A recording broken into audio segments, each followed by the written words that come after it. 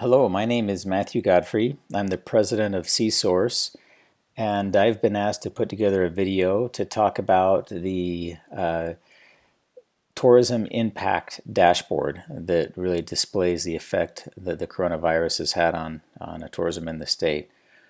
I want to address two issues. One is how we can use this data to communicate the crisis situation for the industry and to affect good policy. We really want to obviously alleviate the suffering that the industry is facing right now and return to normalcy as soon as is safely possible to do. And we hope that this good information will allow policymakers and the general constituency to see the dire situation and to be thoughtful about potential solutions that are safe. The second is to look at a few pieces of data that will help us understand the kind of information that we can get from CSource data that allows us to move forward.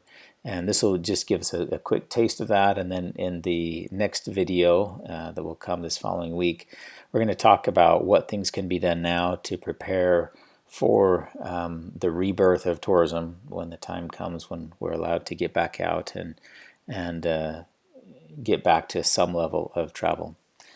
So I'd like to start by opening this first slide, which shows a general dashboard of what's happened, just quick snapshots of some of the effects of the coronavirus. So the percent of decrease of visitors from February 1st has been 48%. The largest single day drop in tourism was 37,000 in a single day. It's a 41% drop in one day.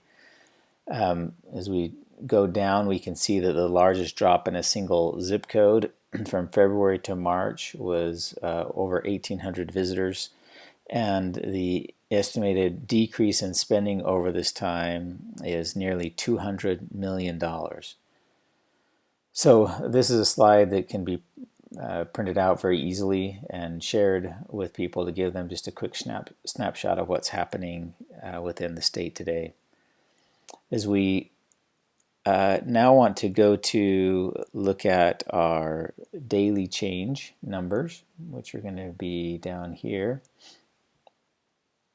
we can see on a daily basis what's happened year over year. You can see that we were tracking, fairly closely to prior years in 2020, a little above 2019 until March hit. In March, we saw the bottom fall out. It happened fairly quickly, as people are aware. I think Washington being one of the first hit, and you can see this precipitous daily decline. Some have asked, why does it go up? Clearly the pandemic and the quarantine has not allowed free movement. Why would there be an increase from one day to the next? And that's explained by largely tourists who are in neighboring cities. We're looking at people from out of state, but there are a lot of border communities from both Oregon and Idaho, and they come and shop a lot in the state of Washington. And so these are blips when they've come in because you guys had toilet paper or something that they needed, and they came in and increased their numbers.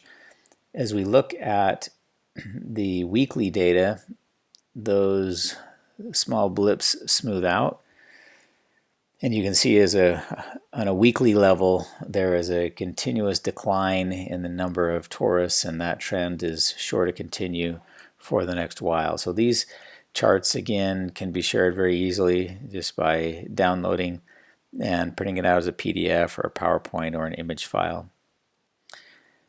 The other one that I wanted to show is the increasing and decreasing chart. If we look here, we can see what's happening by zip code.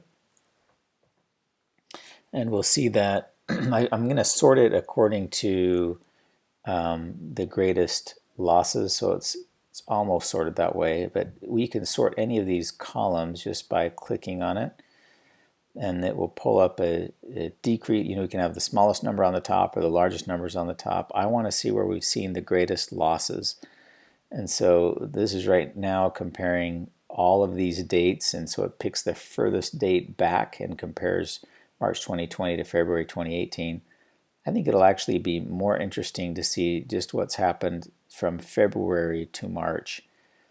And let's see what's happened in, again, we're going to sort this to see the greatest loss in any one area. And we can see that this zip code here, which is part of Post Falls, Idaho, has seen an 11,000 visitor drop from February to March. That's a huge number. Having looked at these all across the country, these are enormous numbers to have one zip code with 11,000, 10,000, 7,000, and it just keeps going from one month to the next is just a precipitous decline in tourism, people getting across the border. Again, a lot of these here are these border communities, not Alaska, and they've just not coming in the same quantity as before. So I think these four charts, that overview chart, the daily change, weekly, and this increasing, decreasing, really tell the story well about the dramatic declines that we're seeing as a result of the coronavirus. I want to show also some of the spending data and look at that at a high level. So here we have the spending data. We can see here that Oregon, this is with Q3 of 2019. The state has not released their numbers for Q4 yet. We actually have those numbers from our spending provider, a credit card data provider, but we match that up with the state data for these numbers. We need the state numbers in order to match them up. And so we anticipate the fourth quarter will be released by the state soon. So this is Q3, and it shows that Oregon is far and away the largest contributor of sales tax dollars to the state. 129 million in 1 month compared to Idaho's 59 million. California, surprisingly, in third. To me, anyway, I was surprised they're so close to Idaho since they're so much further away. And then Texas, rounding out the fourth spot before jumping precipitously to get to Montana in fifth place at 11, almost 12 million. So this gives us a sense for where the dollars are coming from, and you can see here why having a decrease in the tourism from Oregon and Idaho is so devastating to the economy, because those are by and far the largest tax contributors.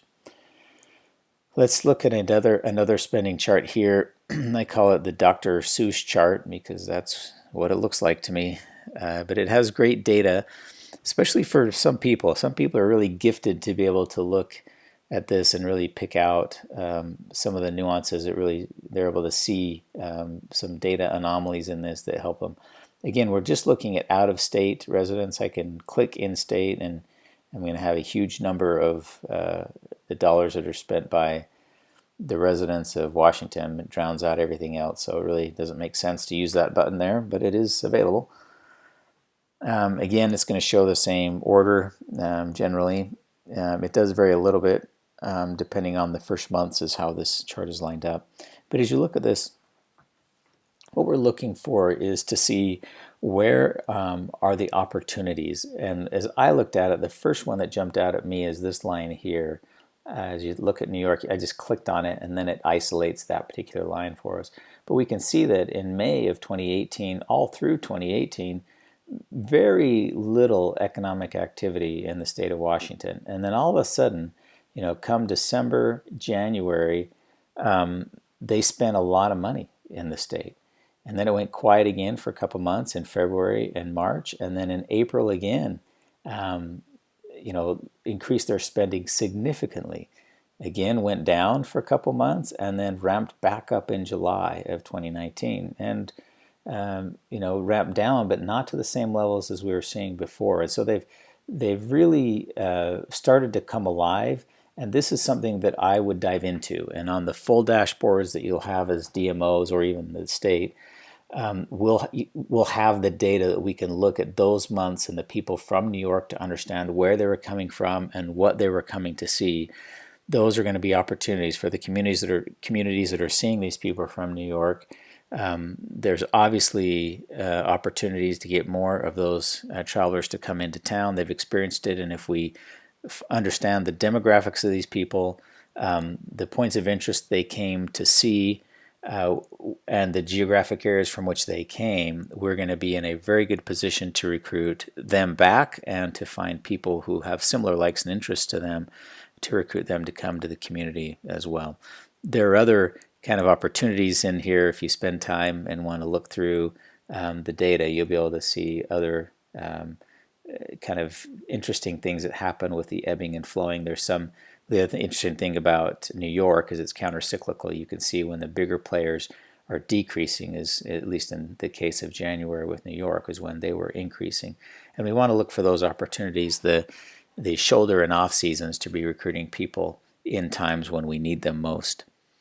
I just wanted to encourage you to be thinking about, where your greatest opportunities are. In the next video, we're going to look at DMO's data and be looking for what should we be doing now to prepare for the phasing in of tourism. Which markets? I think there's general consensus that the drive markets, the regional markets, are the ones that are going to be quickest to respond and come in to the area. And we'll walk through how we can identify those people and prepare plans now to be ready to market to them as soon as we're able to do so. Thank you. I hope this was helpful, and we look forward to talking to you again on another video soon.